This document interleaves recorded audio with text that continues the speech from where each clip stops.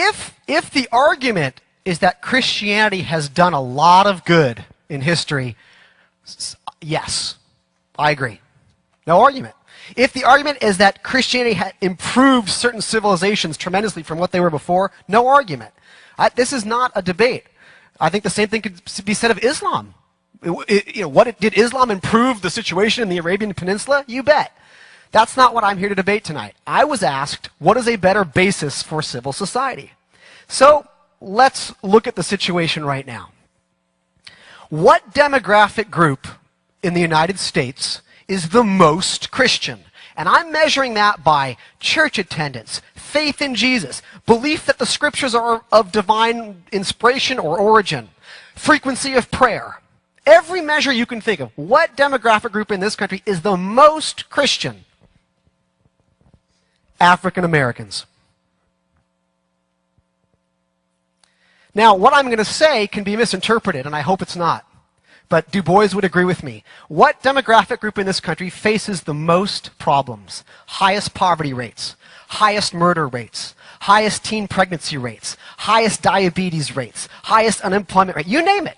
So, do I think it's because they're Christian? Of course not. It's something else is going on. What demographic in this country is the least Christian? Jews and Asian Americans. Jews deny the divinity of Christ outright. So there's no, and Jews are actually the most secular group in America today. So we have two demographics, Asian Americans, who do have a small proportion who are Christian, but the majority are not, and they have a high percentage of secular identification, Asian Americans. Jews and Asian Americans are doing the best in this country. Educational attainment, income, life expectancy, you name it, however you want to measure it. Now what's going on here? Do I think it's because they're not Christian? Of course not. How simplistic, how ridiculous. But this should cause for pause. Something's going on here. Something other than Christianity would help us explain why these two groups are experiencing such different social realities. Let's broaden it. Pew Research gives us a lot of information. What are the most Christian states in this country, measured by, again, belief, behavior, and belonging? Louisiana, Arkansas, Alabama, Mississippi, Georgia, South Carolina, North Carolina, Kentucky, Tennessee, Oklahoma, tied with Utah. These are the states with the highest murder rates, the highest poverty rates, crumbling schools, underfunded hospitals, highest murder rates, highest obesity rates, you name it. However you like. The least Christian states in America, again, measured by standard sociological measures of belief, behavior, and belonging. Maine, Vermont, Connecticut, New Hampshire, Rhode Island, Massachusetts, New York, Alaska, Oregon, and California. Faring markedly better on all these indicators. Not every single one, and these are averages and percentages. Why? Is it because one's Christian? No. Something else is going on here. What is that something else? Let's go internationally.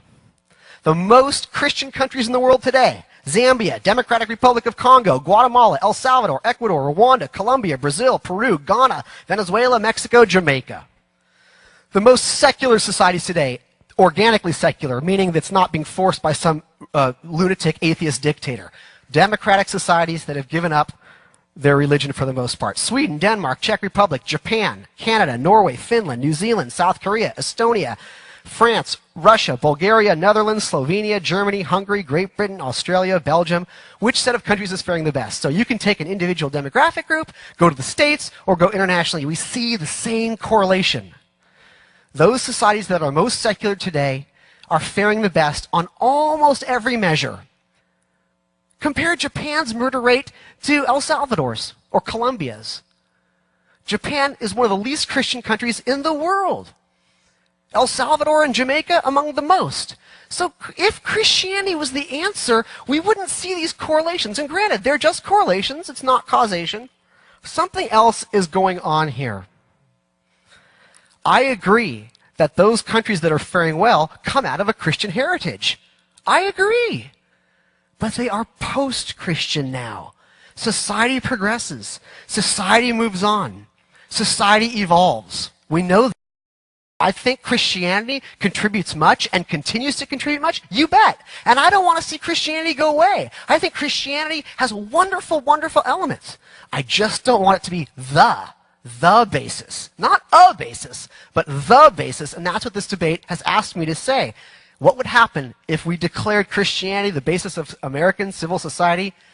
I don't think it would be very pretty. Christianity teaches peace. But which are the most peaceful societies today? The least Christian. Nah, I should take that back. North Korea is pretty awful too. And they're not Christian. But on average, if we just look at democracies, so let's get the dictatorships out and the fascists out, which democracies are the most peaceful? The least Christian democracies. Who is most for going to war and attacking other nations in this country? Evangelical Christians and Mormons. Who's the least in favor of going to war and attacking other nations? Secular Americans. Child abuse fatalities are 4 times higher in Kentucky than in Oregon. Who's more supportive of guns, owning guns? Last time I checked, guns could be peaceful for self-defense, but, assault rifles and automatic weapons. Who's most supportive of distributing guns of all kinds? Strong Christians. Who's the least supportive? Secular Americans. Christianity teaches mercy and forgiveness.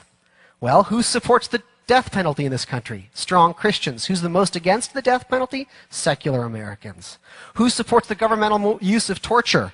Strong Christians. Who's the most against the governmental use of torture? Secular Americans. Christianity teaches love. Amen to that. And yet, which Americans were the most supportive? Which among white Americans were the most supportive of the civil rights? Secular white Americans. Who was the most against it? Strongly Christian. South Africa and apartheid. What whites were the most supportive of apartheid? The most Christian. What South African whites were the most against apartheid? The most secular and the Jewish. Which Americans today are the most opposed to amnesty for illegal immigrants? The strongly Christian. I guess there is no room at the inn. But who's most supportive of amnesty for immigrants and illegal immigrants? Secular Americans. Who's most against the Affordable Health Care Act or Obamacare? Strong Christians. Who's most supportive? Strongly secular. We have seen this pattern over and over again. If Christians would be the basis for a civil society, I fear that the love ethic might not be the basis, but division, because we're not all Christians. We're Buddhists, we're Muslims, we're Jews, we're Baha'is, we're Shinto, we're Hindu, we're atheists, we're Sikhs, we're Scientologists, we're Nez Perce, we're Wiccan, we're Druid. And so again, while we may not all be Christian, we are all human. And secular humanism is an orientation to life created by people, for people. Now, I think there's a place for faith. I can't imagine life without it. I think there's a place for hope. I can't imagine life without it. But when looking at how we're going to structure a society, we need reason, we need evidence, we need experience. We the people is how this country was founded. It was good enough for our founding fathers, and it's good enough for us all today. And I will just end with the heart of secular humanism, and that is treat others as you wish to be treated. That is the heart and soul. Professor Marshall keeps calling secular humanism squishy, squeamish, or something. No, it's pretty darn simple. Treat others the way you want to be treated. And that ethic is universal.